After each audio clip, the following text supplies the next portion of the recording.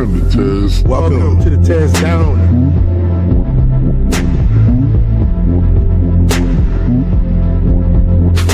Welcome.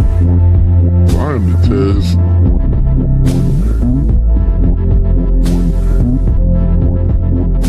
Mic check 1 2. Welcome.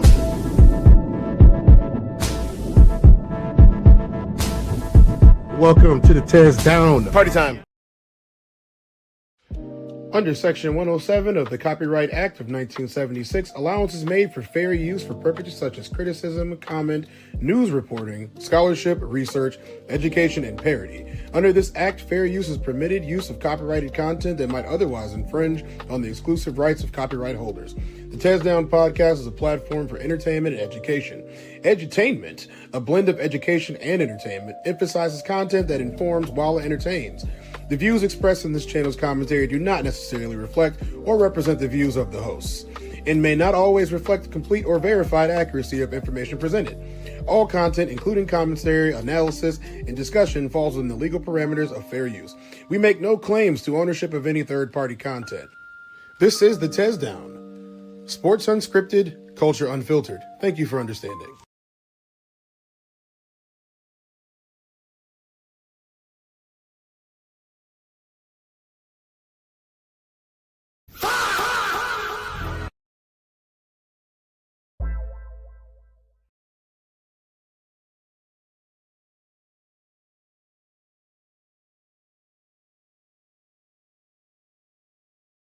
Are you making another beat, Daddy? What up, nephew? And Genius is my dad. Hey, Lay.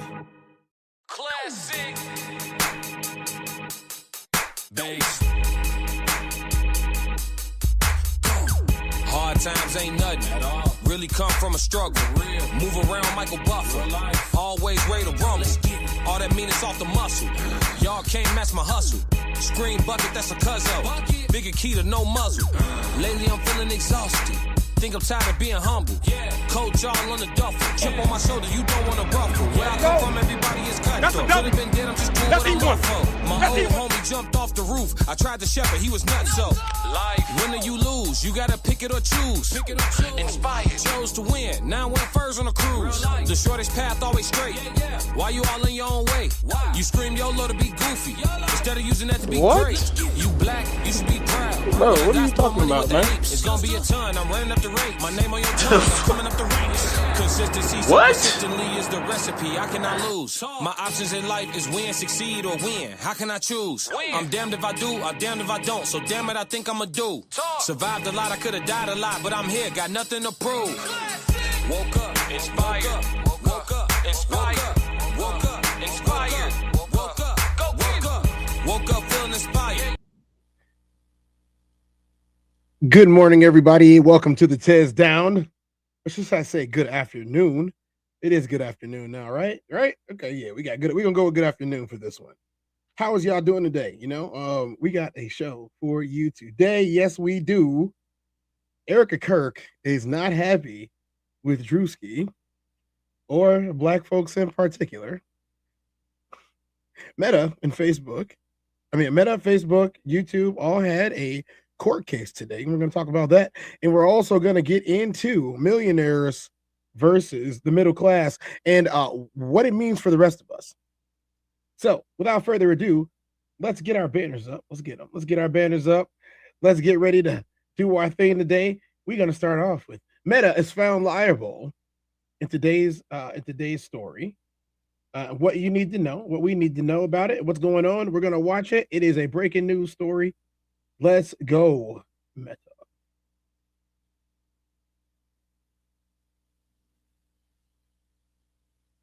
I'm Meg Oliver. We continue with our breaking news coverage out of Los Angeles, where a jury found tech giants Meta and Google liable for failing to warn its users about the dangers of their social media platforms.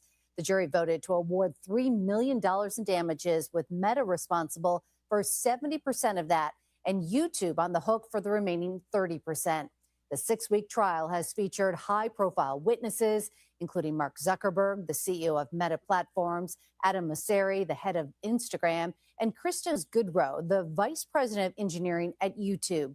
Jurors also heard from the lead plaintiff, a 20-year-old woman identified as KGM, along with her therapist, whistleblowers, and experts on social media addiction. She says she became hooked on YouTube at 6 and Instagram at 9, and that was by age 10 she was struggling with depression, isolation, and self-harm. The landmark decision comes after Meta was found liable in a separate case over child sexual exploitation on its platforms in New Mexico. The jury ruled Tuesday the company violated state law by failing to warn users about the dangers of its platforms and protect children from sexual predators. Meta was ordered to pay $375 million in damages. The company plans to appeal. $375 million. But who are they paying it to? That's the question. At least that's the question for me. The decision. We want to bring in CBS News senior business and tech correspondent Jolene Kent, who joins us from our Los Angeles bureau. Thanks so much for being with us. I just want to start with, what was the reaction when the verdict was announced? This is a major moment. I've started to hear from families from all across the country who I've interviewed over the last 15 years covering the impact of social media on children, young people, and families. And what we're starting to hear is a sense of hope mixed with relief and a sense of, okay, what's next? The idea here is really centered on what the jury has found in Los Angeles. They found that Meta and YouTube are both liable on all charges. And yes, $3 million was decided as the amount that should be awarded in damages to the plaintiff, KGM, who's now 20 years old, as you put earlier, who says she became addicted to these products early on in her life. We have to remember that Meta is a multi-billion-dollar company. This is just a drop in the bucket. But what is the larger point here? This, along with the New Mexico case, could set precedent for the thousands of other cases underway across the country. Multiple other state attorneys general have brought similar cases against Meta, YouTube. So, considering how much money she sued them for, and she was one person who won this case, now that there's legal precedent, what's stopping everyone else from going after Meta and YouTube? At what point are they going to shut down instead of paying out these lawsuits? This might be interesting. I want to listen to this a little bit more and see what other questions that they have. They might answer for us that I don't have to ask just yet. Snap, the parent company of Snapchat, this decision and what ultimately comes of it, plus New Mexico, are likely to have a major influence on how those cases proceed in the legal system. Now, what we know is that there was 8 days of deliberation here in Los Angeles before the jury was able to come to a decision. In New Mexico, it was a 7-week trial about child sexual exploitation on Meta's platforms. And that jury was able to come to a decision in just 1 day, less than 1 day. And so this is an inflection point after years and years of so many parents, young people themselves asking for the federal government, for example, Congress, to tell us about it, McKinnon. Like, what would be the complications from the app being down that might cause you issues?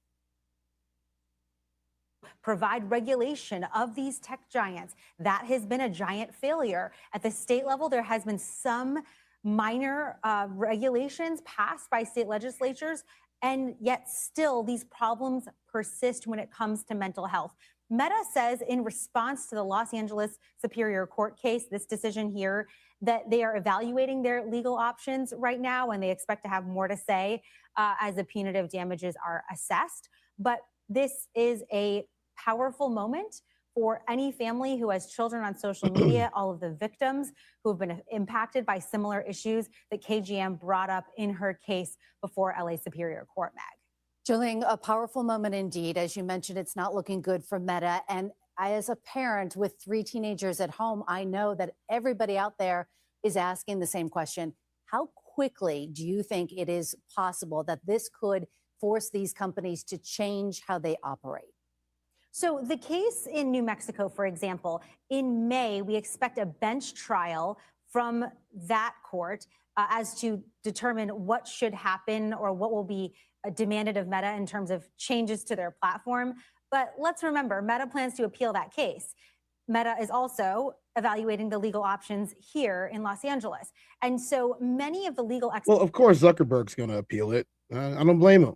I mean, we've known this for years, that social media is highly addictive and it altered the society.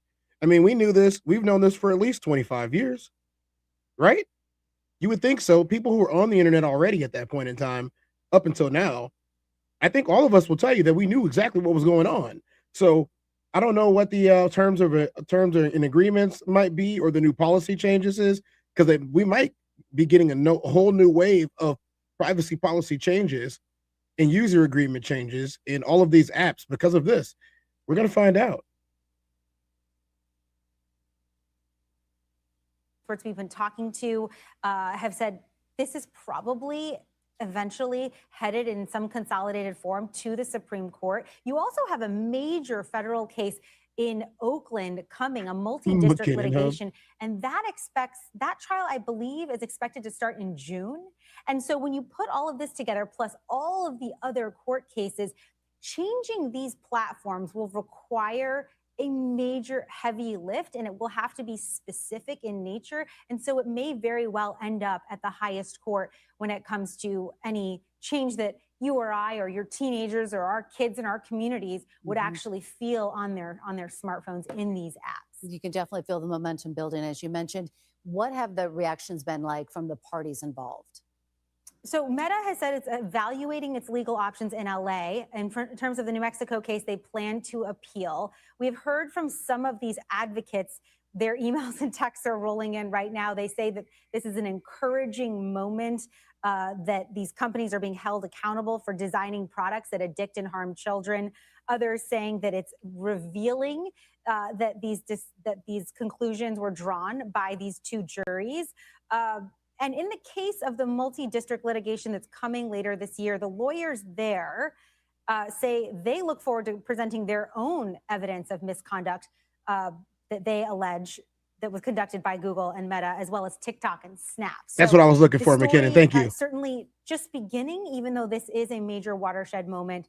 But if you look back at what happened here in Los Angeles, you had CEO Mark Zuckerberg, who you just saw on the screen there, in court, presenting his case with his legal team directly to the jury, at times, a very tense, a very challenging situation in court, but saying that, they did not design these products to be harmful to young people. They did not design these to be addictive, while, the plaintiff side bringing in evidence saying that there were internal memos that showed that this company wanted to increase the number of hours that young people were spending on Instagram, on Facebook.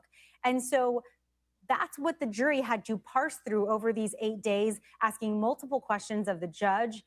And here we are today with a verdict. And while $3 million, for most people sounds like a lot of money, it's a minor, teeny tiny drop in the bucket for a company like Meta. What is more important here is what the final outcome is after this. I would imagine we may see an appeal or some kind of additional legal action. What that ultimately is. We're going to see an appeal from it. We're going to be sticking tuned to try to catch it. But let's catch up on this chat a little bit. What's up, guys? How y'all doing? We got Passport SCO, International SCO in the building. What's up, the lovely Chanel? Nice to see you in here in the morning. McKinnon's in here. What's up, McKinnon? How you doing, man? Tristan's in here too. What's up, Tristan? Tons of Mice. What's up, Tons of Mice? Tons of Mice said, my third wife is addicted to social media. Her search history is filled with something called McKinnon Hub. I wonder where she would find that at. McKinnon said, these apps being down means we can't advertise on it and find customers. But I don't care. I would much rather these apps get burned to the ground and companies be forced to market themselves properly. Yes, I would also agree that it would behoove any marketing person to brush up on traditional marketing skills at this point in time. Yeah. What's up, Kira? How you doing? Tons of Mice said, that's what I was looking for, McKinnon. Thank you. Exactly what I hear from my third wife's bedroom when she's online. And McKinnon said, Tons of Mice, that's right. That's right where she wants to be. So how are y'all doing this morning? As you guys can see, we're going to have a whole lot more that's going to be coming down from this. This is not even close to being over when it comes to the lawsuits that are be coming from parents and let's just call it thirsty parents trying to get money because they let their kids be addicted to the internet and also themselves. So, for me, it's just one of those things where I'm like, these are easily avoidable things that if you would just, I don't know, parent your kids, you might have been able to avoid. Why is everyone so fucking stupid? Why aren't more people intelligent like me? Now, speaking of some really freaking stupid stuff, it's a nice segue, if I do say so myself. But speaking of some stupid stuff, we got Erika Kirk versus Druski. Erika Kirk has decided that she was going to call on her MAGA allies, whatever the fuck that's supposed to mean, to have her back against the comedian Druski. And this, ladies and gentlemen of the Tezdown, this is what it's all about. Druski decided that he was going to do a skit / a performance comedic portrayal of Erika Kirk.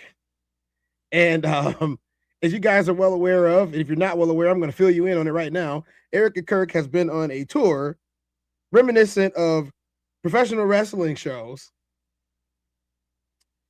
including her husband's funeral after he was gunned down mysteriously at a Utah college while giving a speech. If you guys have been living under a rock, you didn't know about that, but I told you anyway to catch you up so you can have some context as to who this lady is. This is very similar to a movie called White Chicks.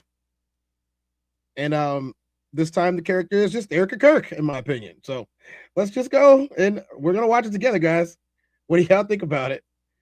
Was Druski wrong for this? Should he deserve some type of a backlash?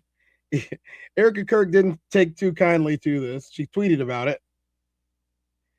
And McKinnon says, I've rarely felt no sympathy for a widow, but she makes it so easy.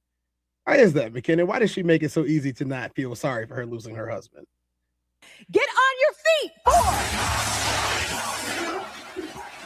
We're praying for all the soldiers and troops. That's great that you're praying, but how about all the kids that died when the USA hit the towers? It broke my heart. That is the. In what ways have you grown closer to Jesus? I serve a righteous God. And that is why we say our prayers. And we are all his children. But when I say children, I mean like the holy, blessed Trinity, which is why I hold the Bible. Oh, say the stars spangled banner yet waves. We have to protect all men in America, especially all white men in America. Those are the boys that we care about in this country.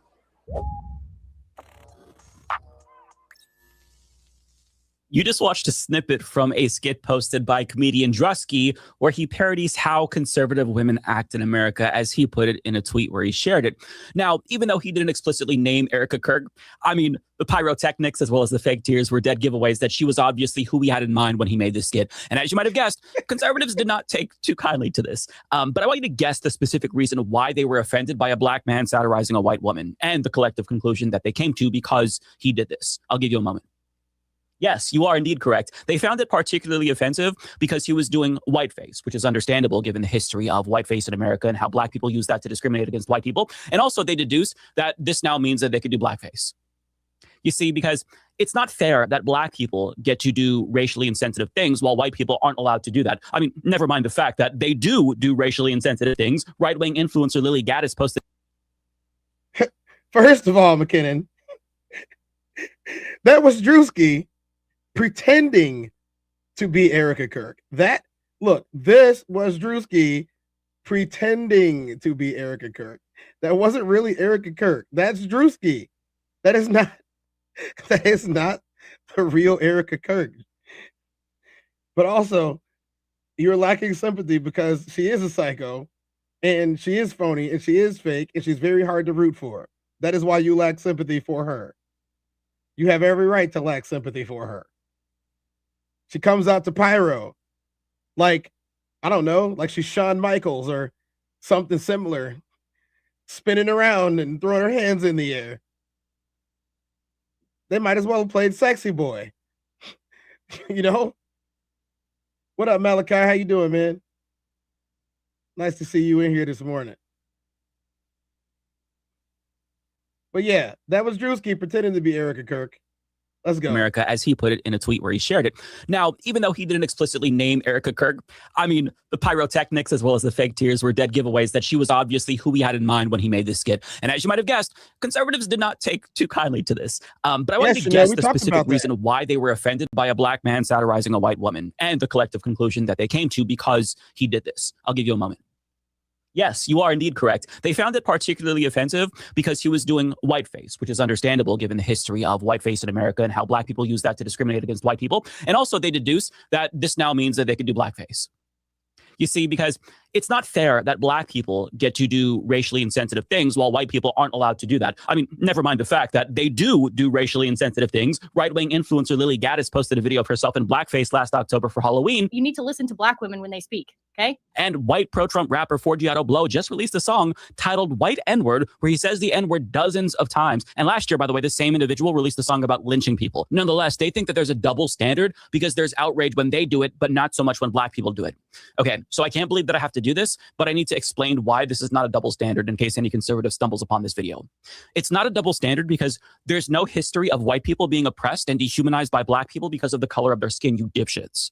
So that context is very important, but they're too stupid to realize that. And quite frankly, they just want an excuse to be explicitly racist as if they weren't already explicitly racist without an excuse. But I guess that they're going to racism even harder now because their sensitive white eyes have been tarnished by the sight of a black comedian dressing up like a white woman. Now, it's not the first time that Druski's done this. He's also dressed up as a redneck and went to a NASCAR race. But this time, he apparently went too far by going after a sacred cow on the right. As the New York Post reports, Druski sparks outrage after dressing as Erika Kirk in latest skit. Quote, "This is too far." And they write, the black comic painted his skin and sported a white suit, blue contact lenses, and blonde locks as he mocked the Turning Point USA CEO in his How Conservative Women in America Act sketch, which has racked up more than 40 million views on social media. Druski's skit began with Erika dancing as pyrotechnics went off around her in a send-up of Charlie Kirk's memorial service before answering questions from reporters about the Iran war in imitation of White House Press Secretary Caroline Leavitt. Quote, "This is too far, man. You were completely disrespectful during NFL honors, and now you're making fun of Erika Kirk, whose husband was brutally assassinated. This ain't it," conservative commentator John Root wrote on X. Now, as you also probably could have guessed. Yo. I just want to ask the question. How often do they make light and make fun of stuff that happens to, I don't know, brown people, Mexicans, black people, all Asians?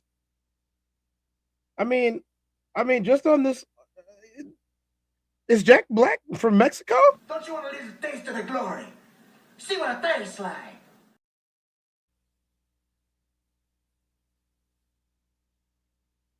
Is he? Shut your stupid ass up. Say that, folks. Hey, Steve, I'm just trying to tell the truth here. Okay. Let's see what the chat's got to say. What's up, chat? How y'all doing? Lovely Chanel said the Birth of a Nation was all blackface all the way back in 1950. Yeah, we talked about the Birth of a Nation a couple of weeks ago on one of our Black History episodes. I think that's before you found us, or me in particular. But yeah, this was definitely something we talked about, and I think everybody should check it out, even if it offends you. McKinnon Marketing, you mean to tell me that wasn't Erika Kirk? Nonsense. I saw the cold sparks and the Bride of Chucky eyes. It had to be her. I'm telling you, it was Druski. I'm telling you, it was not Erika Kirk. It was not the real one. The Lovely Chanel. Well, they started it as a film. Yes, they did. They did start this as a film. Tristan Lewis said, and now we wait to allow all the undercover racists to show themselves. That's right, Tristan. Classics in the building. What's up, Classic? How you doing? I told y'all before, if y'all give me a tag, I got to go ahead and play it.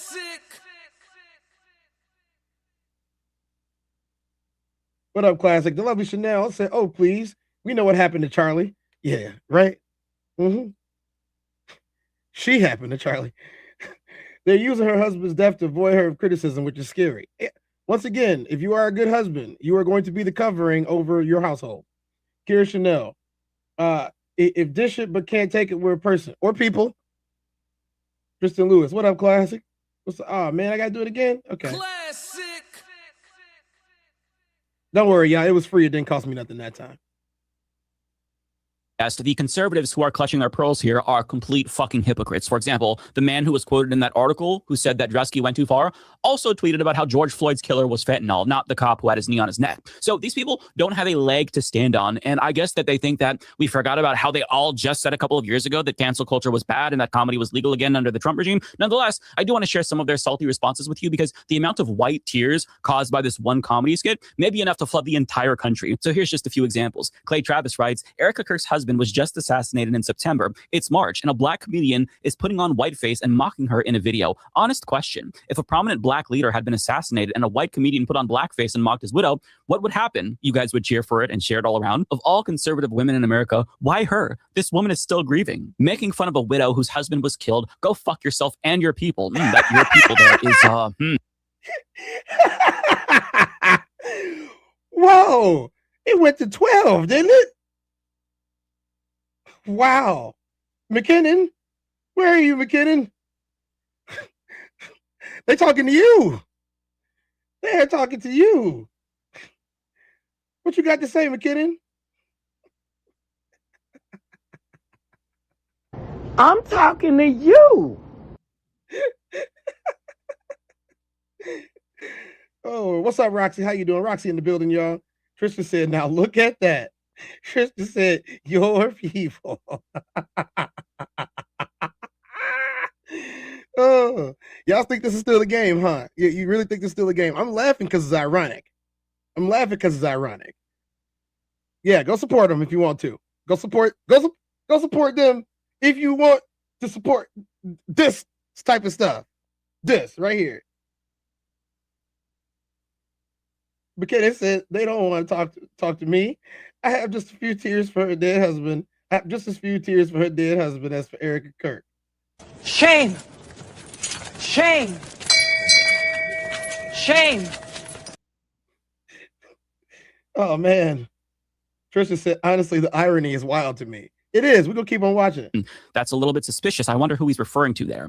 Imagine being a fat piece of shit mocking a widow whose husband was gunned down in cold blood. Go fuck yourself, you little fucking arsler. Now, Lily Gaddis, the lady who did blackface herself, was also offended because, of course, and she chimed in writing, now do Jews. Because, you know, of course, they're going to let their Nazi freak flags fly. But there's more. LOL, blacks use the Bible as a prop for comedy skits now. I guess it makes sense for something whose kind is doomed to hell. So I guess that this Nazi is saying that all black people are going to go to hell. So he's not surprised that they would make fun of a white woman. I mean, Jesus Christ, these are all just Nazis. White's gotta be prideful again. LMFAO. Fuck these people. These people. I mean, they are really saying it here. Now do blacks. Well, never mind. You probably don't want to post a bunch of murder on your timeline. Jesus Christ. Sir, you are a racist. So being a racist POS is a thing? Yeah, read the comments around you, buddy. If this is the content of their character, it's time to bring back blackface. What would happen to me if I mocked someone like Michelle Obama if something happened to her husband? If blackface is unforgivable. I don't show it all the time, but deep down inside, like, I slap shit out of all y'all. Can I ask a question? Like, chat. The irony is wild to me. But chat. When did any of this end? Because they're acting like this just stopped all of a sudden, and none of them were ever doing it anymore. When did this end? This happens like 5 to 6 times at least a year in popular media, let alone people on the street. I would play a Chappelle Show clip right now, but I can't play nothing Chappelle without getting sued, I guess. Tristan said, I'm deleting all apps. Peace out. Oh, it's okay. It's okay, Tristan. Indeed. I just want to know when it stopped. If somebody could tell me when all this type of stuff that they're complaining about stopped in the United States, at least I stopped. Wait a minute. It's still going on today. Matter of fact, we're watching it right now. I guess I can't stop, y'all. racism. I think whiteface should also be unforgivable racism. Black comedian Druski puts on full whiteface, blonde wig, and prosthetics to mock Erika, Kirk, and conservative women in America. Imagine the meltdown if a white comedian did blackface to clown on Cardi B, Megan Thee Stallion, or any strong black queen trope. Career canceled in 5 minutes. Endless think pieces about racism. But Druski gets a pass because it's just comedy when targeting white conservative women who actually get married, have kids, build families, and fight for borders, faith, and sanity instead of OnlyFans, therapy bills, and regrets at 35. Yeah, I don't think that you're giving him a pass, buddy. It seems like people are ripping him a new asshole because they're so offended. This opens blackface for everyone, by the way. I never want to hear shit again about blackface. Never, hypocrites. Willing to bet you'd have a much different reaction if someone did the same type of thing about George Floyd's family or black Democrats. You guys already do that, so shut the fuck up. Quote, they, I wonder who's the they that they're referring to, are making Druski go through the humiliation ritual before they're willing to start putting him in movies. Now, I have to read you this person's bio as well because it's too good to not share. Married, in parentheses, to a woman, MAGA Lana Del Rey stan, winner, this is, I swear to God, this is real. Winner of Nick Adams' Alpha Male of the Week. Political analysis and diet discussed on Reddit. Okay, all right, look. I realize that the majority of people that are watching this probably have no idea why this is so funny or why I am barely keeping it together as I am trying to read it as well. I am not going to explain. I don't have enough time for that. But you can take a screenshot of this right now and then later on look it up and you can laugh too. But I'm going to read this crash out from Pericles. Pericles at Perry Alpha, married to a woman, had to clarify, MAGA Lana Del Rey stan. This is his bio. Winner of the Nick Adams Alpha Male of the Week. Political analyst and diet discussed on Red Scare. Follow up Pericles. 1K. You need 2 more Ks, Pericles. But you also need help. A lot of it. Love it. Chanel said Robert Downey Jr. did in Tropic Thunder as comedy, and everybody loved it. She didn't say that part. I did. Everybody thought that was awesome, and nobody complained, except white people. He did too good of a job, and they liked it too much. The Cassie Jewel said, "Hey, what's up, Cassie? How you doing? Welcome to the show today, Cassie. I got to get off of this because this is crazy, but I'm gonna let it rock out a little bit." That's scary. That is quite the resume. A certain group of people you won't go after. We know why. I wonder who that group is. When's the liberal woman one dropping? Aw, does someone need attention? POS. Dom Lucre says, despite her being taunted by smaller creators, we share a responsibility to know when something is too far. Her husband actually was killed a few months ago. Actually? Actually.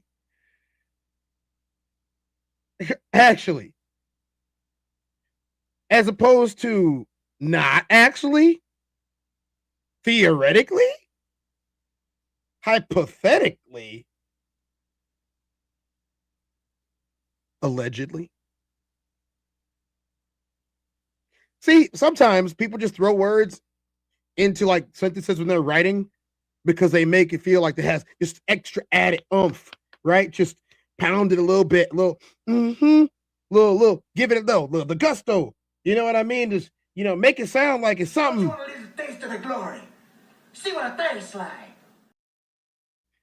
Just give it a little bit more bark. Shadow, relax, Shadow. Shadow. But in reality, when you write words like that, we know what happened to him. We all watched it on Twitter. I wasn't the only one, right? Y'all watched it too? There's Szechuan sauce on this. I didn't eat anything with Szechuan sauce. Maybe Godzilla did it himself. I don't know. Not bad. Not bad. I don't know what's going on with this, man. I really don't. But why would you do this to yourself, number one? And number two, we know what happened. You know what happened. She knows what happened. Y'all don't have to remind us because y'all keep talking about it over and over and over again. Like that's the first time that anybody had that happen to them in public. I got a whole list. If you want it, and a lot of them weren't celebrities or politicians either. They were just random people going to grocery stores, getting Skittles, drinking Arizona sweet tea. They weren't bothering anybody. But people like this turn those type of people up against those types of people. It's kind of funny how that works, right? So you could be, a political thing that happens to you based on your opinions, and you're inciting people to do things against other people, or you could just be a kid walking down the street going home after getting some snacks at the grocery store. But apparently those two things are equal in the society that we live in today. Their actions were equally antagonistic, correct? Or it was one person famous and rich and white, and the other one just a black kid doing what black kids do, and that's go to the corner store to get some candy in a cheap drink.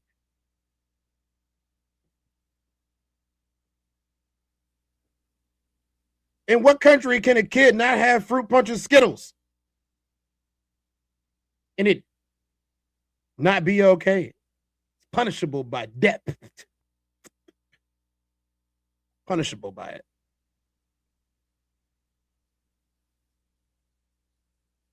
I feel like having a nice big cup of MAGA tears. So I hope you guys are going to have a nice cup of MAGA tears too this afternoon. You can go viral with ease, but why does it have to be at the cost of a family this time? Now, somebody very quickly pointed out this tweet that he made about George Floyd, where he said that he was stocking up on George Floyd Black Friday merch before Walmart sold out. So, yeah, I'm assuming that George Floyd's family was hurt by that, but, they don't have any self-awareness, so not too surprising. What are you talking about? What are you talking about? This didn't happen. It's AI. Right? No, this looks to be legitimate and credible. With 1.5 thousand likes and 174,000 interactions. I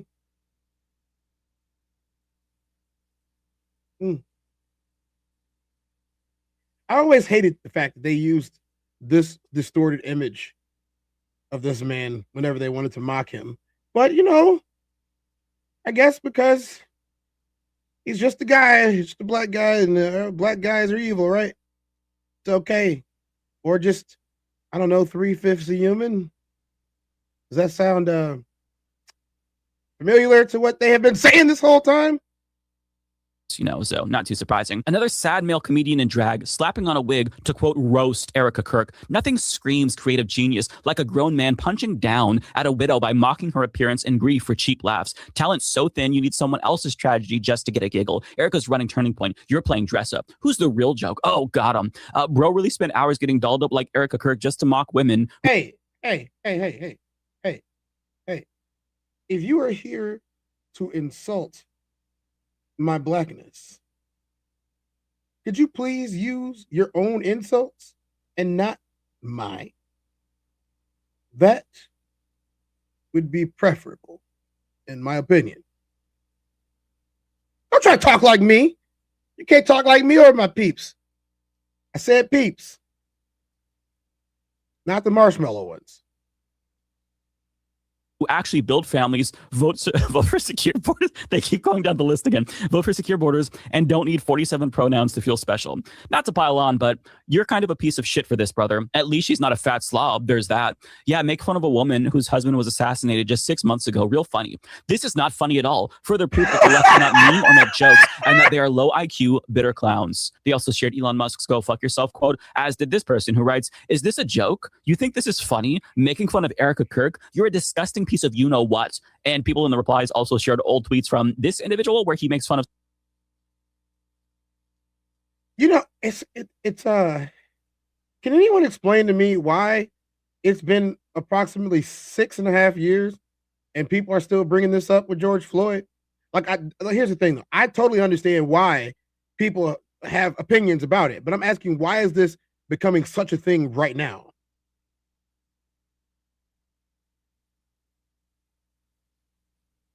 There's a lot of stuff that's been going on, y'all. Nobody sees it?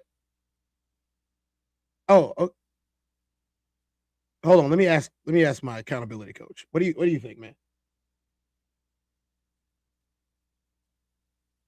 I agree. I agree. What do you think, though? Rage bait? It's rage bait. Yes, it is. I have to thank you, personal accountability coach. It's my personal accountability coach is myself, if you guys didn't know. It's rage bait. They want to get you talking about something that's true, that's sure to trigger you, so that they can, in turn, make it look like they have just as much to lose as you have apparently lost. They want to bait your rage. That sounds disgusting and not exactly. I'm not saying that anymore. Not today. Snowflakes for being triggered, and also jokes about George Floyd, because of course. And we are barely scratching the surface, but you get the point. There was a lot more angry replies to that skit. And, you know, if you took the time to go through the post history of every single one of these individuals, you'd almost certainly find them antagonizing liberals for being triggered or complaining about cancel culture or them saying something terrible about George Floyd. But I mean, these same hypocrites have the nerve to pretend like a skit about Erika Kirk is beyond the pale. None of the shit that they do is beyond the pale. But if you touch one of their sacred cows, that's beyond the pale. See, this is why nobody takes you seriously anymore, conservatives, because you're inconsistent. You don't even try to be consistent. And the real double standard is that you think you're the ones who are allowed to say whatever you want, but everybody else, they get to be tone policed and canceled, even though you say cancel culture is bad. But I guess it just applies to you. And I just love this. They're like, how could you mock Erika Kirk, who lost her husband just 6 months ago? Motherfucker, you didn't even wait 6 minutes to start mocking Renee Good after she was assassinated by ICE. So spare me the fake outrage. They didn't even wait 5 minutes. They didn't even wait 5 minutes to start mocking that lady. They didn't even wait 5, sir. I don't even think they waited 2. I think there was somebody in the crowd, and I think one of the ICE officers snapped the pic and was like, look at this goofy. Right away. What the chat talking about? What's up, y'all? Pericles is precisely why I cross my fingers anytime a social media app is down. Hoping you can finally stop giving Nimrods a platform. I've been saying it for years. The idiots get voices from these platforms. McKinnon said, isn't Turning Point dropping insanely fast since she took over? Yes. Yes, it is. Both the stock, the attendance, it's been kicked out of a couple universities. It's ending. And there's nothing that anyone can do to stop it except take it. But that's not going to happen. The Love Chanel is losing it. McKinnon said, I love that he keeps calling Erika Kirk a cow.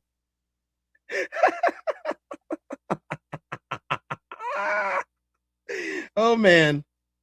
Either all of it's offensive or none of it is offensive. And we know that you're full of shit because you very clearly have different standards for conservative comedy versus liberal comedy. And it's hilarious to me that they think that sharing Musk memes is some sort of an own when he's the same guy who said this during a ketamine-induced frenzy. I mean, the sort of the left wanted to make comedy illegal, you know? Like, you can't make fun of anything. So it was like, comedy sucks. It's like, nothing's funny. You can't make fun of anything. It's like, legalize comedy. Yeah. Yeah. You're so funny. You're so funny. Yeah, look, he's so funny. We're going to watch that again.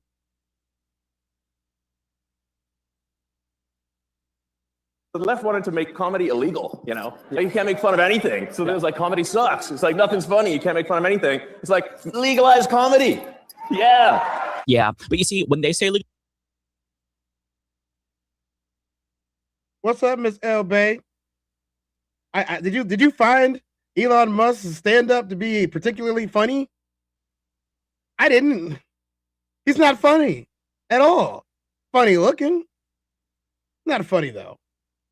Comedy, it means comedy that they like specifically, in particular racist and transphobic jokes. But you know, they're still allowed to cancel other people if they think that their jokes go too far. It's what they say is acceptable, and everybody else just has to follow their rules. They don't have to follow their rules, but you all have to follow their rules. So in case you weren't keeping track, offensive jokes about black and brown people and LGBTQ plus people and Muslims, those are acceptable. But offensive jokes about white people and multimillionaire. Hold on, I have to give this man some props because he said it correctly the same way that I say white people. White with 2 T's. She said Elon is about as funny as genital warts. I would not imagine that to be particularly entertaining at all. I wouldn't know from personal experience. but I also would never want to find out. And if you have, my thoughts are with you, unfortunately. What? Everybody say it with me. What? What? Okay, that's too many times already. Let's keep going. Conservative influencers, those jokes are not acceptable.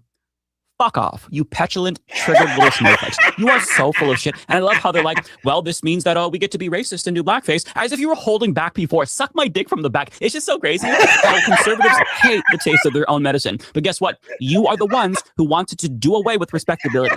You elected Donald Trump. I could not have said it better myself. This is a crash out, y'all. We are witnessing a crash out from the other side today.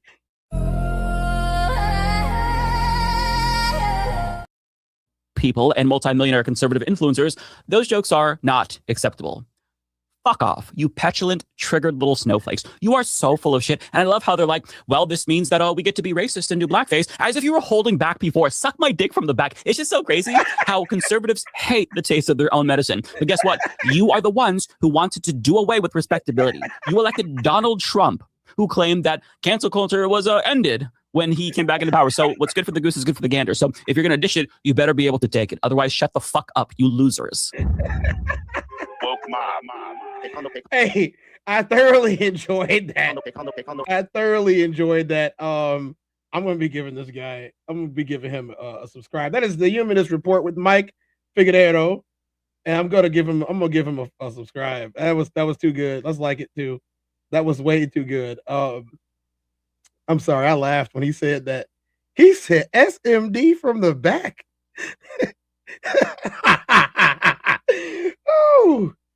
Oh man. He came for all the smoke today. God damn, Jimmy. This some serious gourmet shit. Well, y'all, let's look at what the chat's talking about. McKinnon crashed out too. Yep, y'all saw McKinnon lost it too. So one of the things that really starts to bother me a little bit every time we start to have these conversations is people seemingly forget that what's good for the goose is good for the gander. Except when the gander doesn't want it either. So I would love to find out when, again, I asked this question earlier and I'm going to ask it again. I'd love to find out when this ended. I would love to find out how this ended and when the people had stopped doing blackface and had stopped talking crazy about black people and everything that happens to them, had stopped labeling them domestic terrorists. I mean, just yesterday, we watched a video on my page about a guy who shot his own police car up.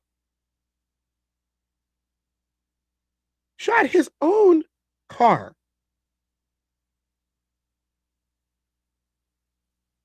22 times because he was scared of the black man.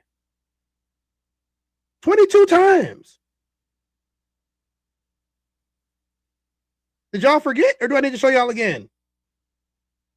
I'm gonna show you again. I'm gonna show you again because apparently y'all forgot.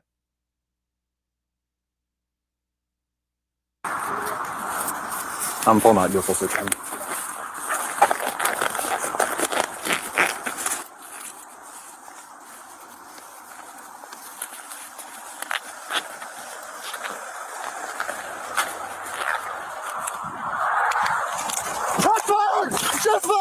Shots fired! Shots fired! You know.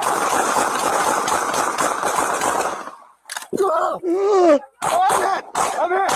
You're hit. Okay. What? In the car! Shot through the car! Oh!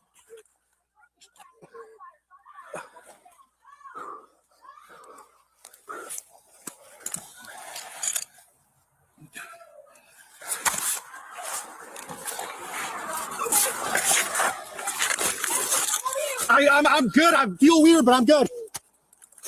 You feel weird? You just let off 22 shots. You reloaded and started shooting again. I'm good. I'm good.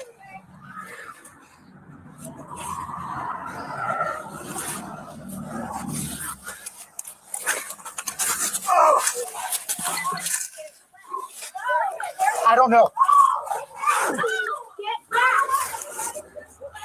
This was called a corner disposition. This guy,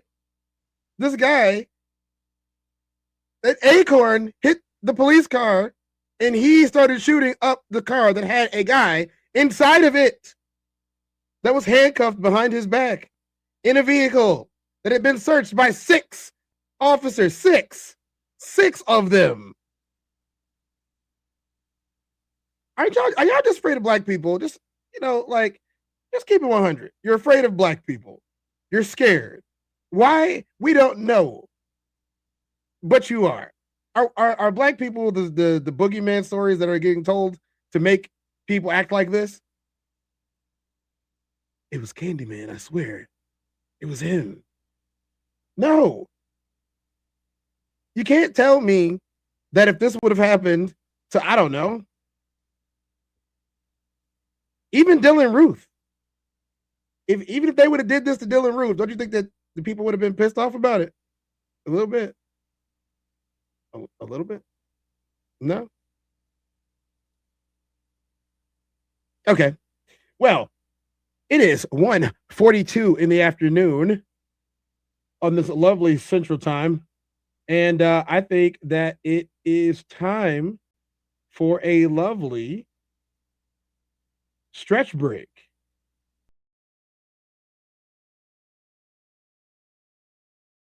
Tezdown, stretch down, y'all. Let's go.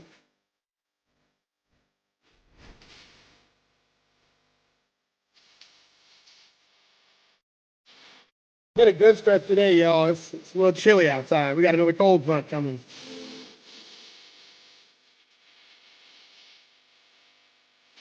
Yeah, my muscles are sore.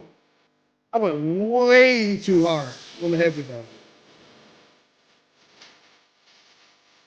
Back, everything toward the end. Because I don't have time for a massage, I'm going to stretch it on out. Let's go. Neck. Give me 10, y'all.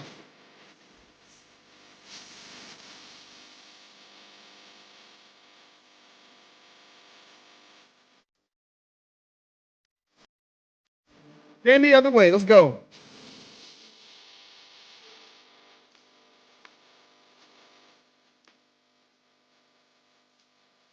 Give me a deep breath with this one.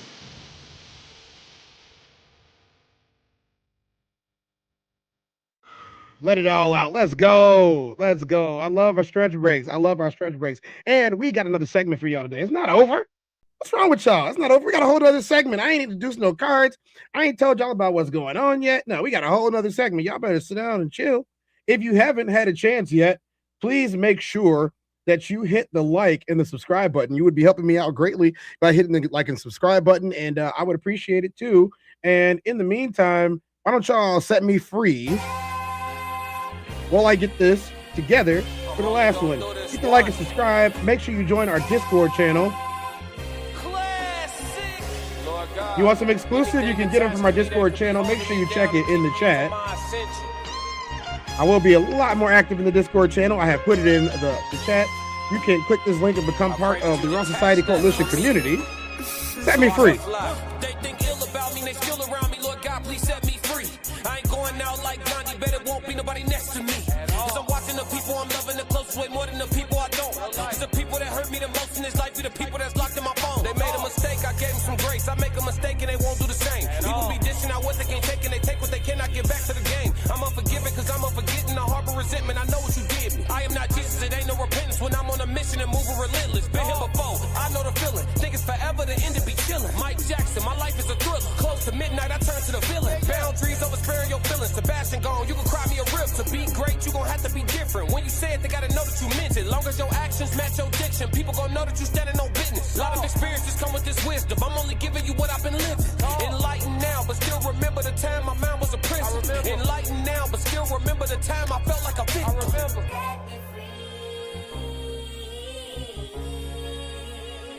Huh? Talk. Enlightened now, but still remember the time I felt like a victim. Classic.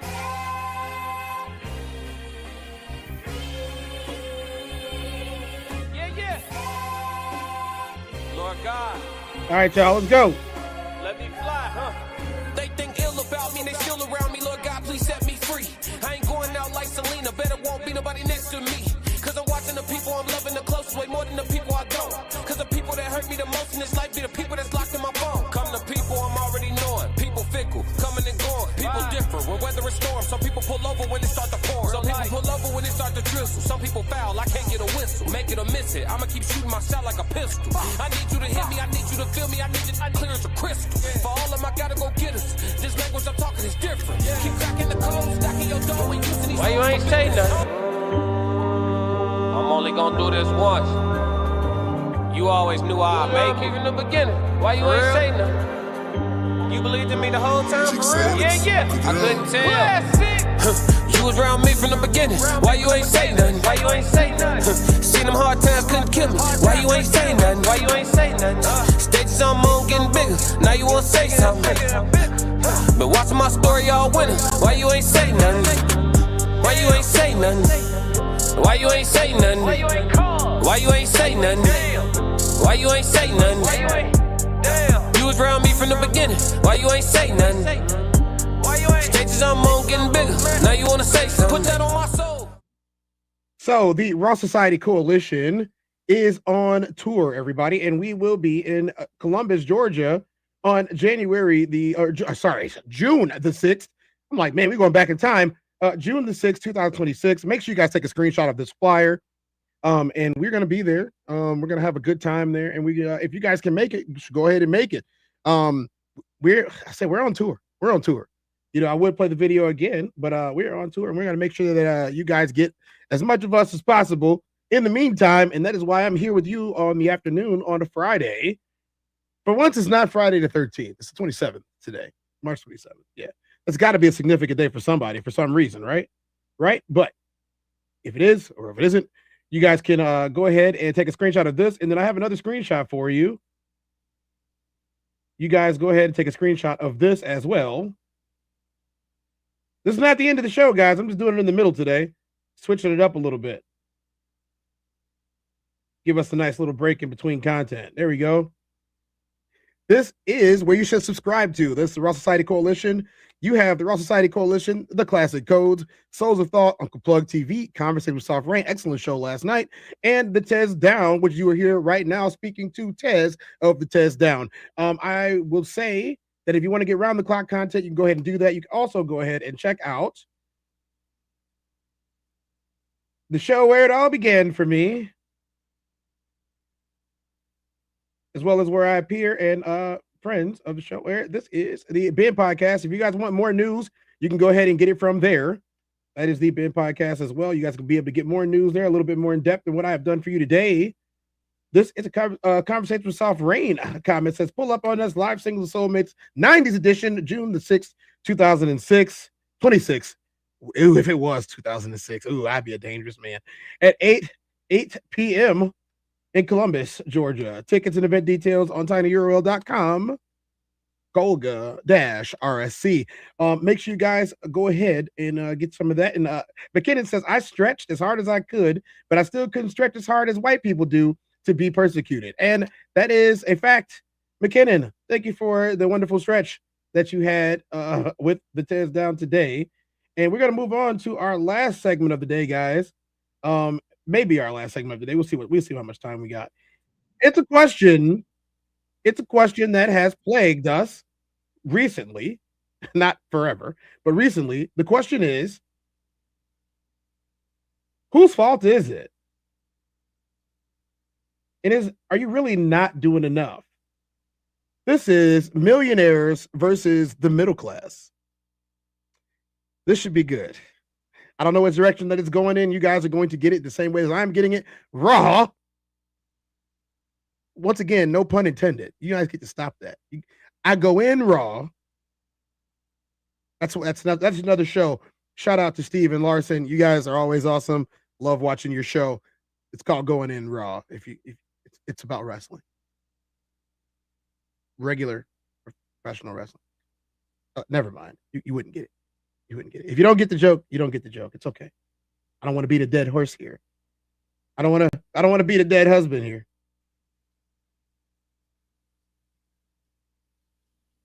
That was tasteless, Cortez. School, like we're just trying to like get out of poverty. You know, if it's my resume and your resume, but I know the guy, I'm gonna get the job. Like, That's a privilege. which is luck. Yeah, No, it's a privilege. It's an institutionalized privilege. Okay. You would all agree there are two different types of immigration, right? There's illegal immigration, there's the people who are breaking the law and crossing the border. Some people are lucky and some people aren't. It's just that simple.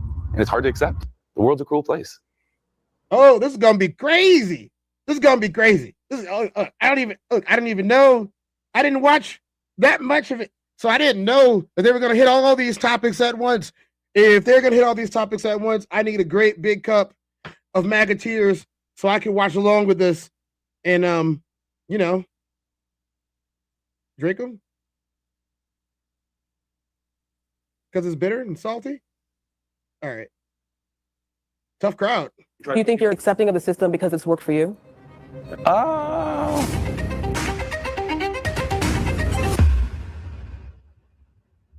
are institutional and systemic barriers that prevent some people from becoming successful. I don't know if Whoa. It was unanimous? All right. anyone that has millions of dollars has ever ridden a bus. But you don't understand that your day would be 4 hours to get somewhere back and forth as opposed to a 20-minute drive. And so the shift in all these things that happen are highly destructive. And it's not that people become lazy, it's because they become overwhelmed. Education, access, knowledge, accessibility to almost everything. redlining. But that's like how complex adaptive systems work. The number one determinant of outcomes is your initial conditions. Like that's biology. That's how the complexity systems, that's how the universe is designed. So, you know, it just is what it is. Like, you know, like that's how the nature of the fabric of biology is. And so, you know, we can sit here and complain how it's not equal, but that's just how it is. Like, of course, it would be a utopian society where everybody, but then we could have that if we had, like, imagine we had unlimited energy, right? Because money is just stored energy, right? Like, that's all. You go to work, you expend your energy, they give you dollars, right? And that's where the real disconnect is. You're getting dollars in exchange for your energy, but then the dollar is losing its value and you don't know how to offset that. So then everything gets a little bit harder. And more energy you put out. And so, but all my point is on this is like, there's for sure barriers. Like if you're in a club, you know the right people. Your network is your net worth. And this is how the world works. And like, I don't really think there's any way to unwind that. I mean, it's interesting to hear you say that it's a fact of biology in the universe, and we know that these are man-made systems. We know that these are man-made policies. It's not that, you know, the universe or God or our biology has determined that it's right to redline. These are man-made policies. That's not just how it is. It's how you, as someone who has been born into capitalism, has experienced the world and as like life views have been shaped. And if we're thinking also about, you know, racialized capitalism, we're thinking about the institutionalization of white supremacy. It's really interesting to see, honestly, how that's coming up in this room, by way of how I'm hearing like, or I'm just kind of, struck by hearing that it's like a fact of biology and the universe, that these are barriers. Sure, but I guess what I'm trying to say is like, if you just think about an actual like Sierpinski's triangle or something where it's where you start has the most, this is just math, like the most determinant outcome is based on your initial condition, not what you do. Like, I mean, look, you go to Chipotle, the guy who's grilling the chicken's working hard, right? There's a lot of people working hard. And like, I think that's the whole American dream thing is like, you want to believe that if you work hard, that you get results, right? And I think that's what we're talking about here. But what I'm trying to tell you is most of it's just luck. Where you were born is the most important thing in determining outcomes. Now you can overcome that for sure. Me. No question. Talk but about I'm just me. telling you, What like, do you think of me? It's you know, it just that's how the systems work. Like, and that's how you can do it in a non-human system. And you can see this as well. And that's what I meant by biology. Like, there's all kinds of complex science that like just shows this. Tell me Feudalism and monarchy has been the norm throughout really, history. tell me So more about we it. had an aberrational period where democracy and like the people had a moment. But like I'm just saying, over the history of humans, feudalism is what's reigned. I get the history. I ask, have we not evolved enough? Are we not educated enough? Why can we not use AI to take us out of that? Because maybe that's just how humans are derived, like the top of the pyramid. There's some certain, and a lot of the people who make it to the top are not good people. And that's You know all what I'm saying is and so people- like, that's how do you protect against that? A sociopath can be functioning. That's my point. And I think that's the point, right? Oh, for sure. I'm not disagreeing with that. No, and I'm not But I'm just saying it is what it is. Yeah. I was running game on you. Wanted to get the money. I'm just more accepting that is the structure of how things work. And like, we just try our best, basically. Do you think that's how it should work? How Would it you should fight work. to change that? Oh, sure. I mean, I would like it if everybody just said, we're all having pina coladas and had no worries, for sure. Absolutely. Like, I'm a normal guy. I'm just telling you. Oh, I'm a normal guy. I'm a normal guy. Not that one. Hey, I'm just a regular guy. We should be having pina coladas on the beach. No mofo. People want to pay their bills. People want to have affordable gas, affordable health care, affordable schooling, and affordable places to live when they work 50 hours a week. That's what they want. They don't care about pina coladas on the beach because they need food in general. You see what I'm saying? There's no way that a gallon of milk and a gallon of gasoline cost the same thing. Why does a carton of eggs cost so much? They're eggs from chickens.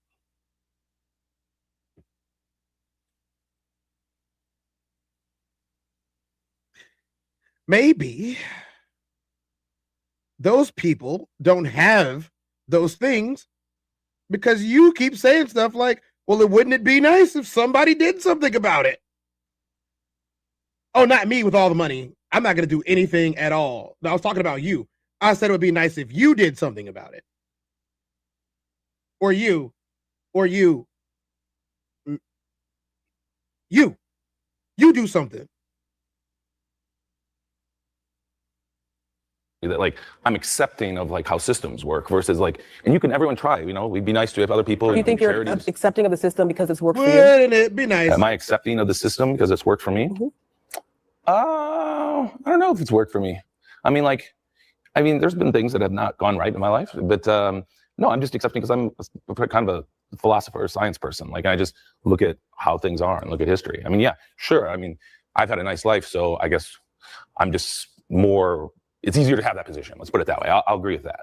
There's definitely a bigger and growing gap between, Oh my God. In the middle of cleaning Szechuan sauce off one of my favorite hoodies in the world, I have to stop and say, this man just said the words, wouldn't it be nice? I'm going to agree because I've had a nice life and it's been kind of easy because I was privileged. So maybe I could agree with that part. Yeah, I've had a great life. I can agree with having a great life from my privilege. No more Szechuan sauce. No more stickies on my shirt. See, I know how to clean stuff off really good. Y'all didn't even see it because it was the same color as Godzilla's scales in the back, or splana, whatever they want to be called. McKinnon Marketing said, there's absolutely barriers. And I know this is intimately because I came into my own success by fucking lying. That's just the truth.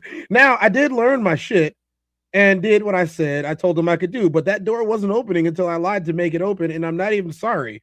We were struggling to buy groceries. You didn't just spill on the hoodie. I did. I don't know how, though, because I don't eat Szechuan sauce. I don't eat Szechuan sauce. So I don't know how this sauce got on my nipples. It's there, but I don't know how it got there. I'll clean it off for you. Tons of mice said McKinnon would still buy that hoodie. Would you?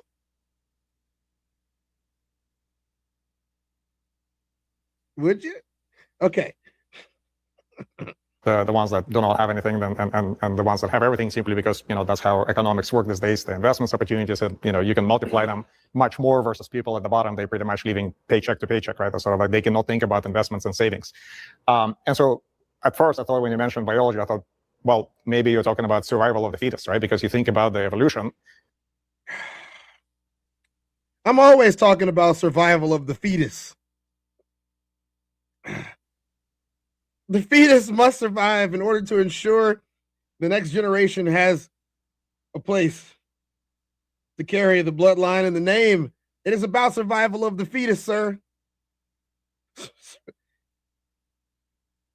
Multiply them much more versus people at the bottom. They're pretty much living paycheck to paycheck, right? Sort of like they cannot think about investments and savings.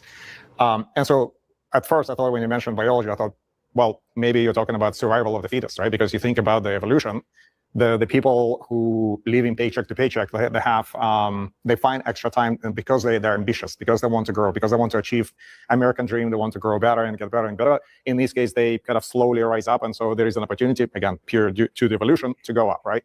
On the other hand, the ones that already have plenty, the billionaires that are in the world, I mean, that typically by the third generation in families, wealth disappears. So like, whoever's on top, they eventually is going to go down, versus there is always an opportunity for people to go up. And so again, if they believe in evolution, in this case, survival of the fittest, people are going to succeed. Hey, like, think about elite universities. I am 100% a survival of the fetus person.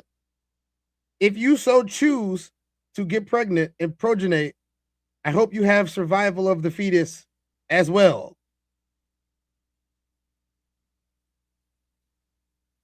As like a gateway to better life, and I have lots of friends who went to Ivy League schools that didn't, let's just say they went to got in, and they didn't have from the right family, their family their father went there or something. And they're moving that away. They're starting to remove that at Stanford and other schools to give more opportunities to other people, which is a step in the right direction, right? To your point, like we can do things. But those schools are $100,000 a year, like USC or something. And so the opportunity still isn't there, whatever it is that they're doing, right? I think it goes way deeper than that. I think that the limitations that are put on us are a result of choices before. It's a very slow and patient game. I mean, the people from the Reagan administration and the war on drugs that took the fathers out the homes, that made the moms single parents, who have the kids on the streets, like we're treading just to trying to keep up. So many systematic things have been put in place that affect us years later. That Ivy League school, like we're just trying to like get out of poverty, or we're just trying to graduate school. I just think it's a slow, intentional on how they put these barriers in, and we are fighting the results of that. So I can't even think about Ivy League school. It's, I was just giving it as an example of like right. trying to make it where there's more opportunity, because that is a place where then it can give you more opportunity. And that's just one example. I mean, in general, the people if they're people who have power, or like, it's easier to go up knowing somebody versus here's my resume. If it's my resume.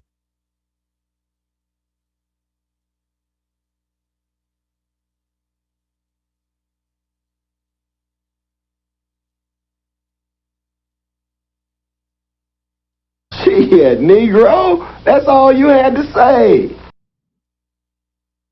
In your resume, the same thing, right? We have the exact same resume, but I know the guy, I'm gonna get the job, like if it's just same, and like that's just what I'm trying to say is that like that's a privilege. Everything. Yeah, no, it's a privilege. It's an institutionalized. And that's okay. There's nothing wrong with privilege. Privilege is luck. Yeah. I mean, you didn't deserve anything. Isn't that what privilege is? Like you're saying you didn't deserve to have that advantage in essence. I just think of it as luck. It's not necessarily a thing about deserving this. It's more so about this thing about an inherent advantage that you have been able to have. Yeah, but why though?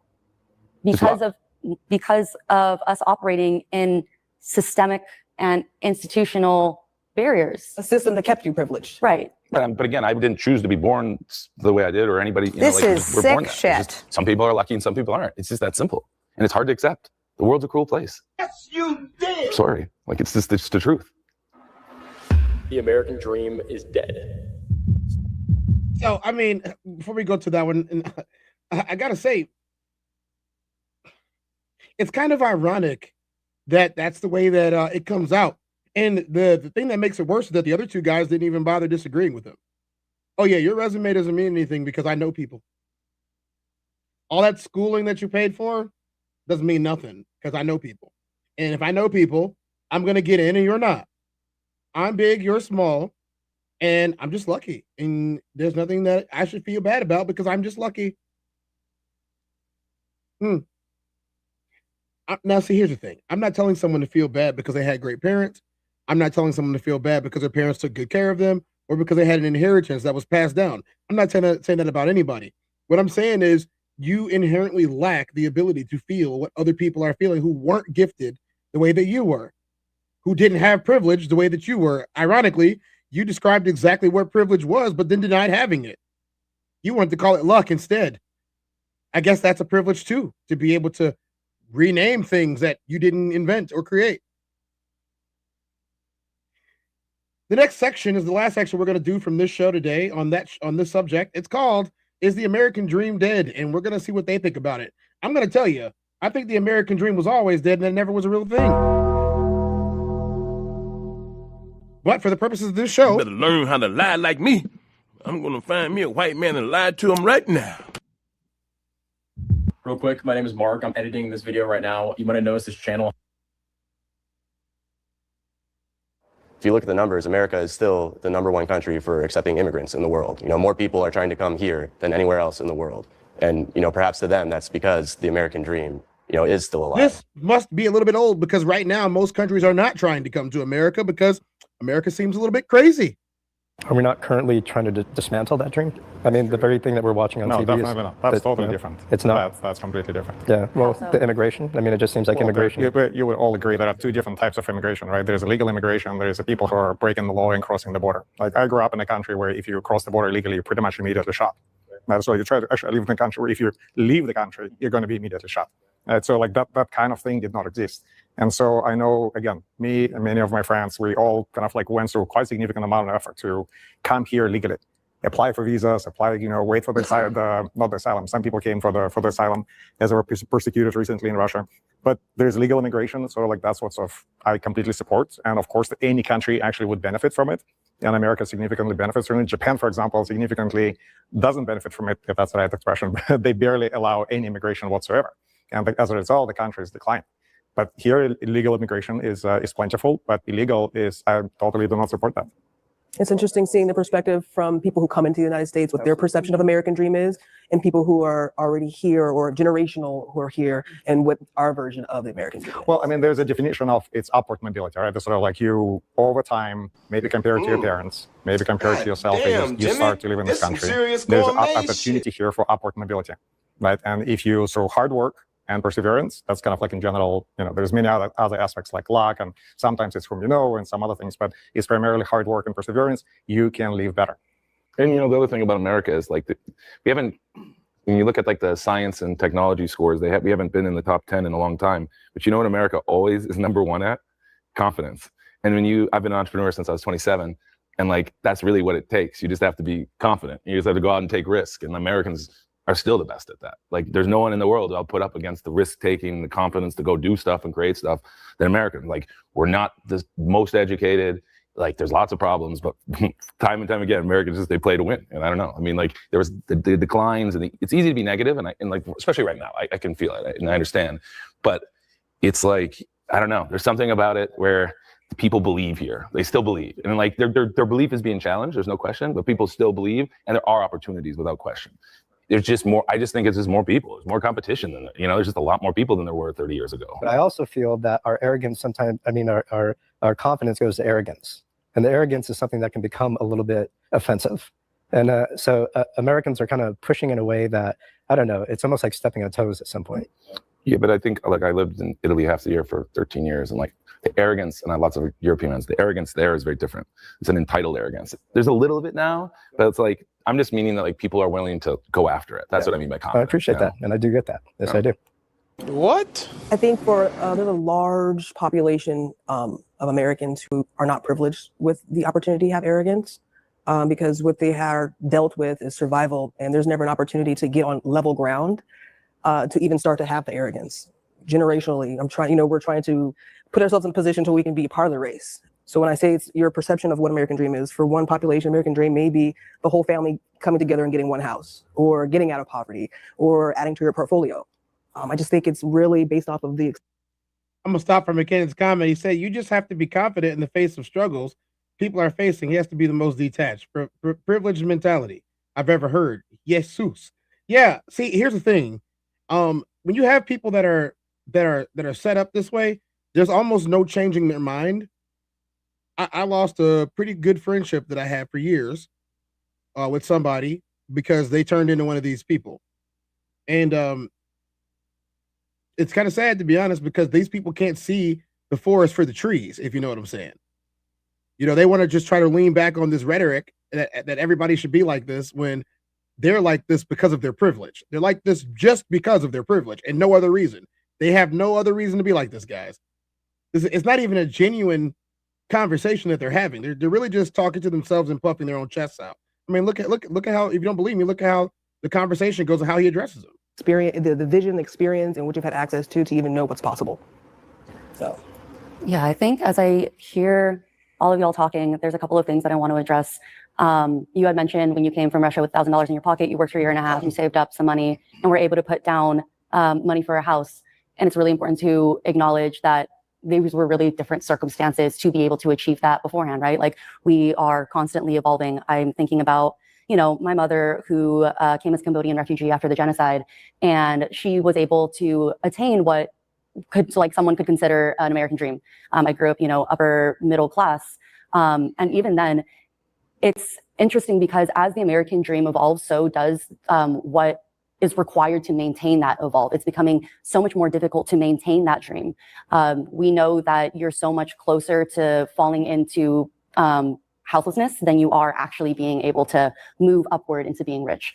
I guess I raised my hand because as soon as I heard the word American dream, I raised to support it, not because I believe that it's that. So my answer is completely the opposite. I grew up in the Soviet Union, and so there's no American dream. Everything is all related to whom you know, and whether you can bribe people at the right time, right? So there was like barely any upward ability unless you fall within certain families or you make the right friends.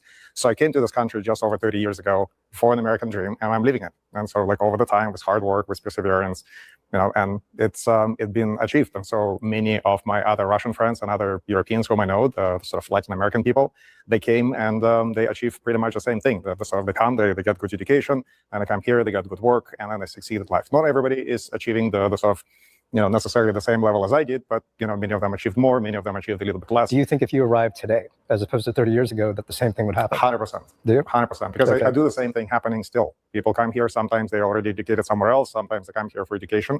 If you get a good education, if you have, you know, good enough brain, then you expose yourself to good professional opportunities, and those professional opportunities, or maybe you just become an entrepreneur, right? So, and then you have an opportunity. Was she a lot lizard?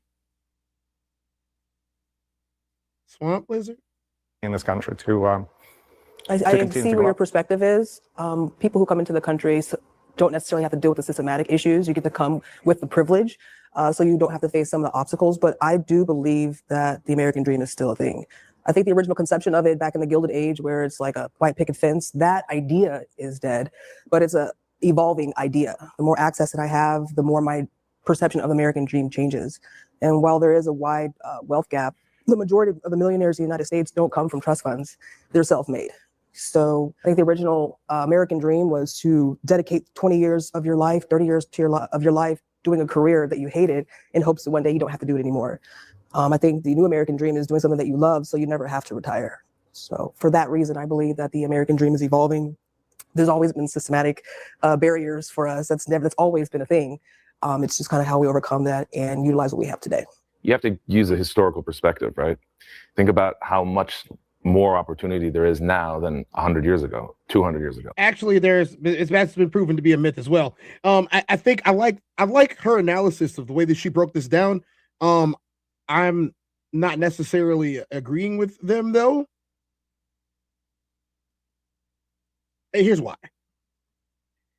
I understand that there's a certain amount of umption and gumption that you have to have, and a certain amount of belief that you need to have in yourself, as well as what you are going to do to get ahead in the life that we are living in this place. I am one of the people that has said that I cannot be stopped and I am inevitable, and that I'm going to make something no matter what.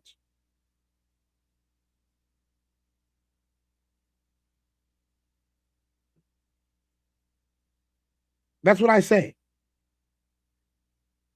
But I am under no. What's up, boys? What's up, Jojo? How you doing, man? I'm under no misconception that everyone thinks like me. I am under no misconception that if you did think like me, that you could replicate my success in any of the fields that I have been in.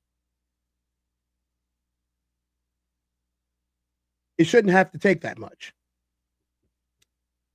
I do believe that. It should not have to take that much. The reason why I believe that it shouldn't have to take that much is because the same guys that these three right here, it didn't take them that much. As far as the question that was asked, if you would have immigrated to the United States 30 years ago compared to today, do you think that you would have an easier time? Yes, they would have a much easier time 30 years ago than they would today. Yes, they would. Yes, they would. In 1996, 9/11 hadn't happened yet. That means that even traveling, immigrating itself would be easier, especially from Russia.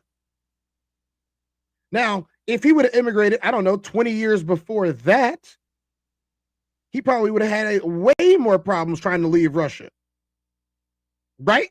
So 30 years, 50 years today, things are much harder today than they were 30 years ago. That's a fact.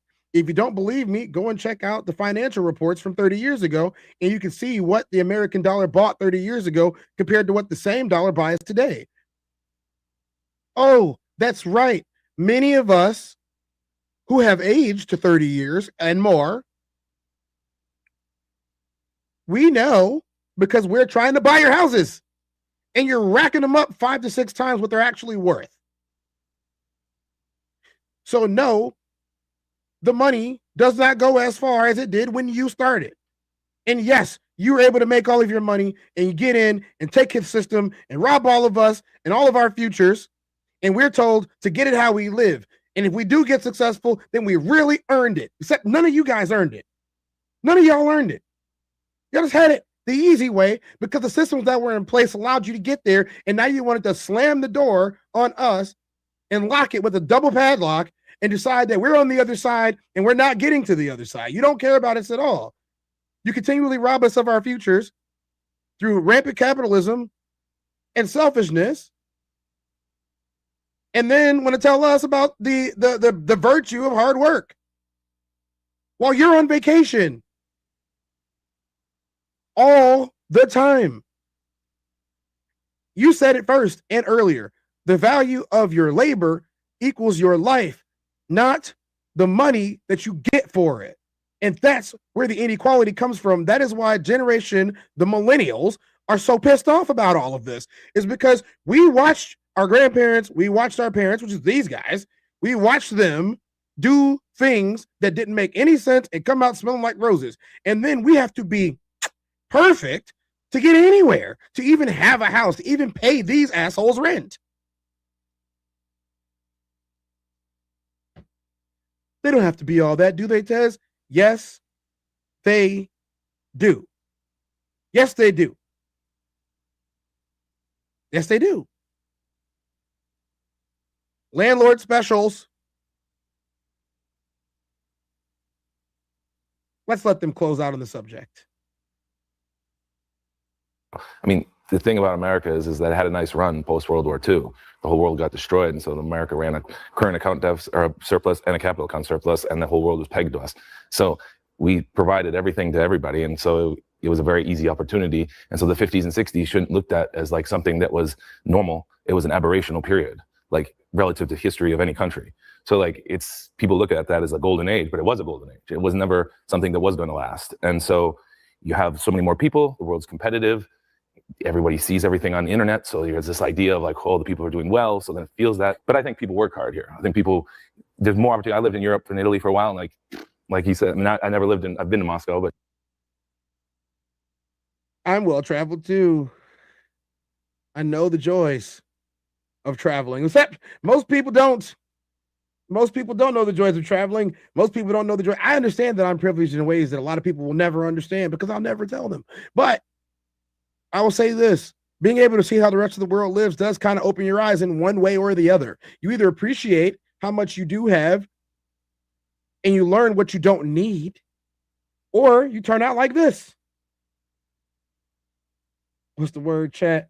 McKinnon said, we've all been raised on television to believe that one day we'd all be millionaires and movie gods and rock stars, but we won't. And we're slowly learning that fact, and we're very, very pissed off. I understand, McKinnon. And that's why I'm a millionaire in my heart. I am the star of the best TV show in the afternoon every day, in my opinion. And I play a darn good guitar. I don't play as good as Mikey, but I play.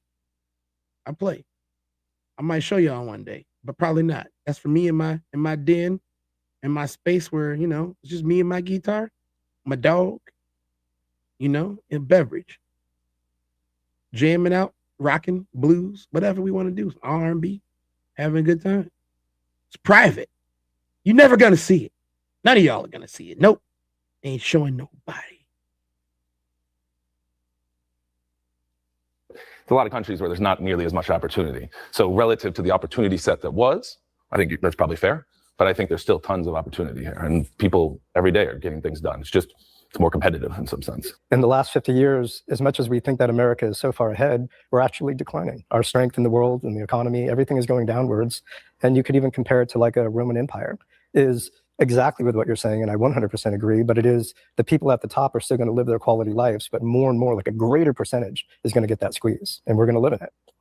So are we learning from our history, or are we just going to go repeat it? You know, that's kind of the thing I'm saying.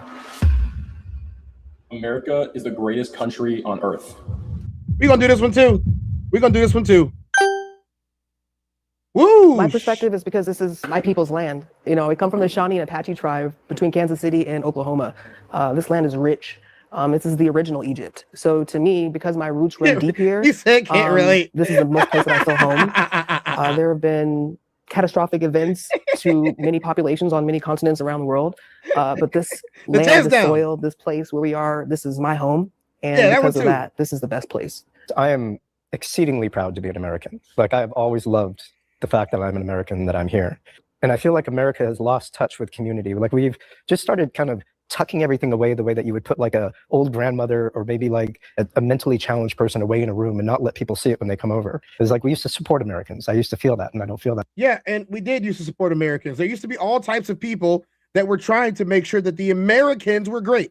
They did. Instead, now it's MAGA versus everybody else. And unfortunately, a lot of these people, not these people, but the other guys on the other side, they subscribe to the same ideologies that they do because they're millionaires. And there's nothing that they want for everybody else other than for us to shut up talking about it. You heard what the guy said earlier. He's just lucky. He's not privileged. He wishes that everybody could have been born into that lifestyle, except, he has no ability to help make it happen because he doesn't want to. See, again, I will press this point again. If you are one of those people who has a giant surplus of money that you cannot spend because it's too much, and you don't do anything about these crumbling infrastructures in the cities, then you are the problem. How can I don't know. Look, I've talked about this multiple times on this show and others. What could you possibly do with all of your money? Find ways to have renewable clean energy? Because donating to, I don't know, a wind farm, a solar panel farm, any of these things that you could probably do with all of this vast property that you have. Even your data centers, like, why don't you have solar panels on the roof? That would make a lot of sense, wouldn't it? No?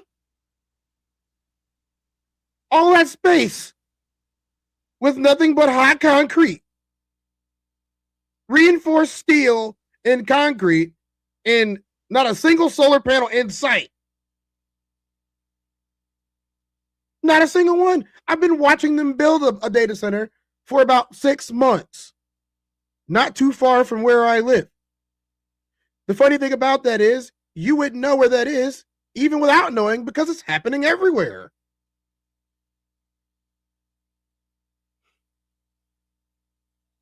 Me and my bud talked about these dilapidated oil fields in Texas the other day, where there's no more oil and they're all dried up, and there's just all this equipment just sitting there.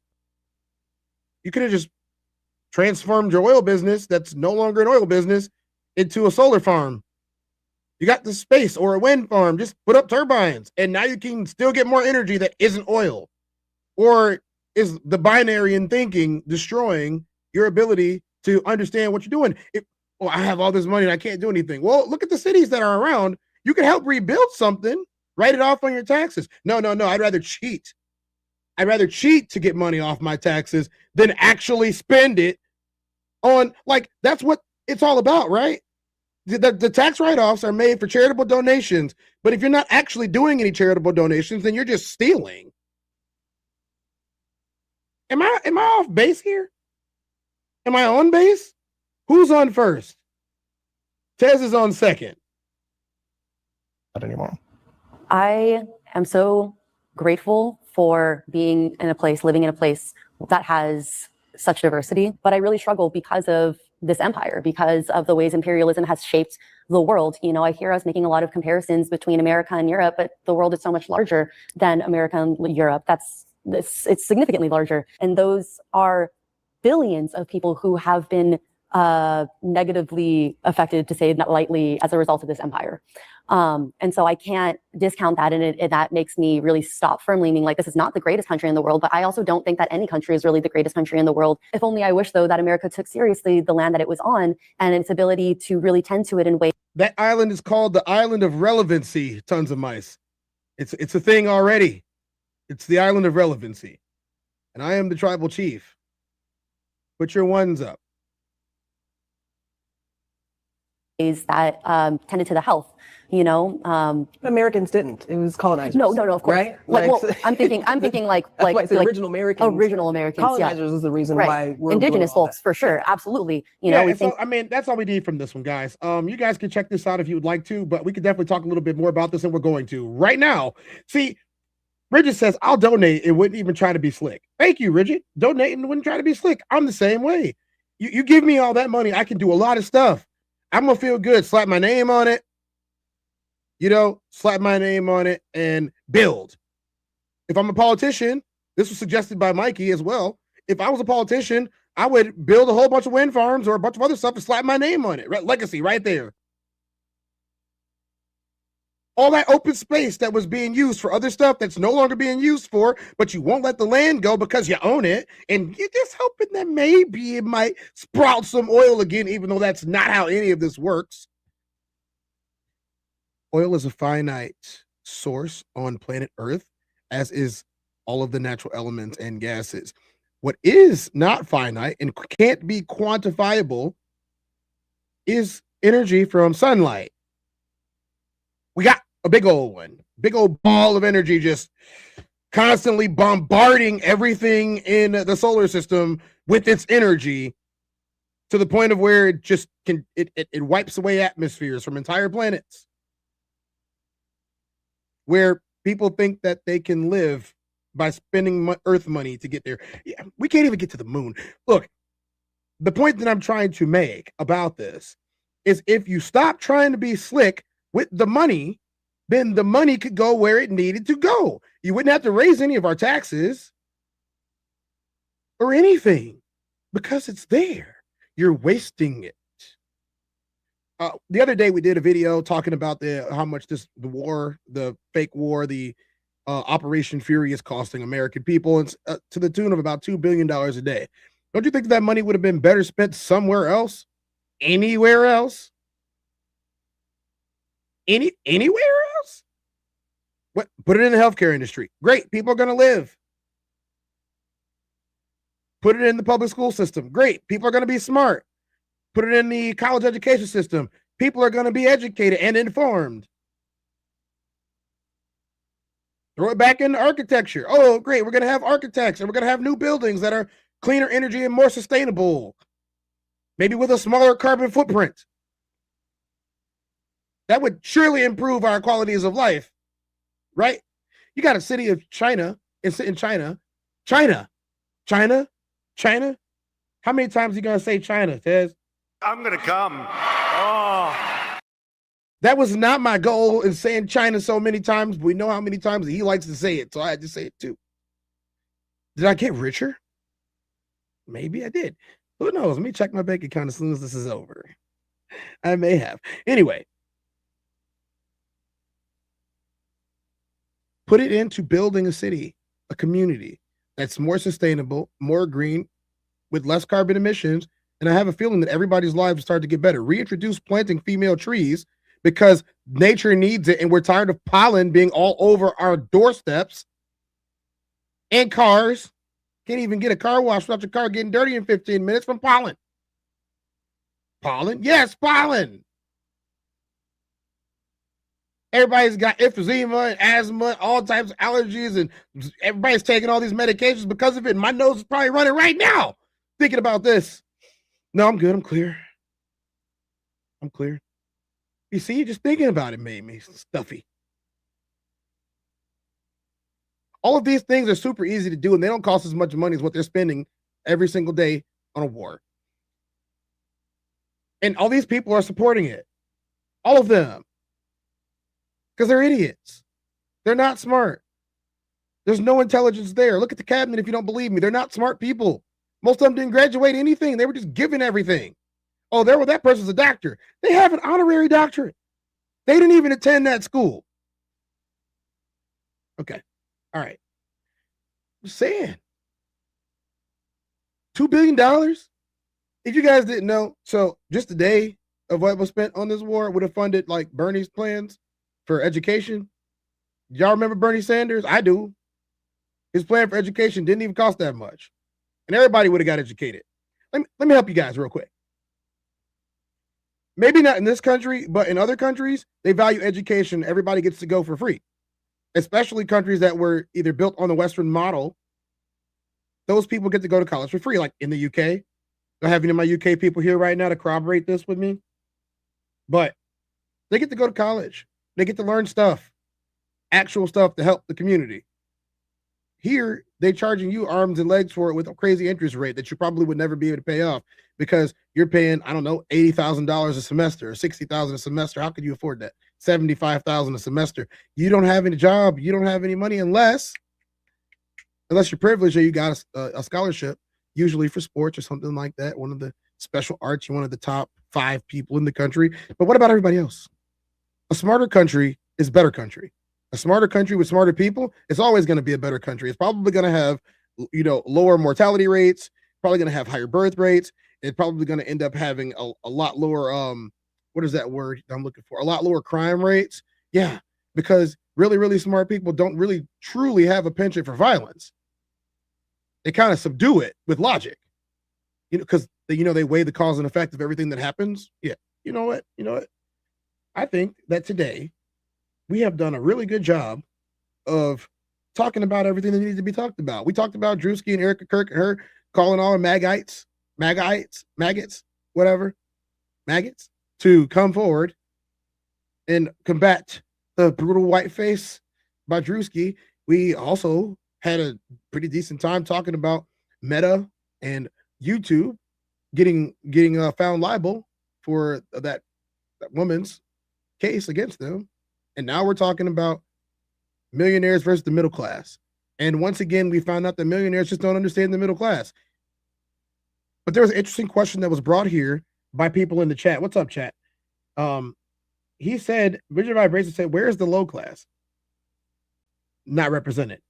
Because there is not one. There is just millionaires, billionaires, and everybody else. There's no low class anymore. It's not here. The golden Tez girls. I don't have those. Millionaires leave with only 400K. He said, I'm joking, but it's more like 600. Tons of Mike said, don't have to worry about data centers in Arkansas. No data here. Rigid Vibration said, I'll donate and wouldn't even try to be slick. Yeah, I'm of the same ilk. So, I appreciate you guys for showing up today. Today was a good episode. I got some things that I got to do. It's been a good week, guys. Make sure you go back and catch some of my episodes this week. We hit some really hardcore, tough topics earlier. No pun intended. No pun intended at all. I'm going to come. Oh. But I thank you guys. One more time for Mikey. Thanks for showing up today, Mikey. I got to get you too. Blah, blah, gay sex, blah, blah, Congress. You guys go ahead and give all the peoples a follow. We did this at the mid-roll of today's show. And I will see you guys Monday. It's a long weekend for me. Or maybe tonight. We'll see how I feel tonight. Have a nice afternoon.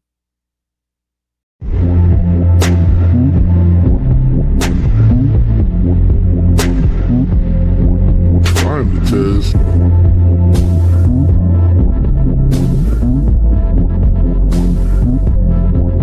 I'm the Tez. Welcome to the Tezdown.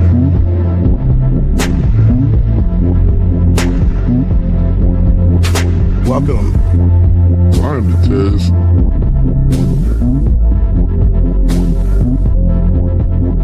Mic check 1 2. Welcome.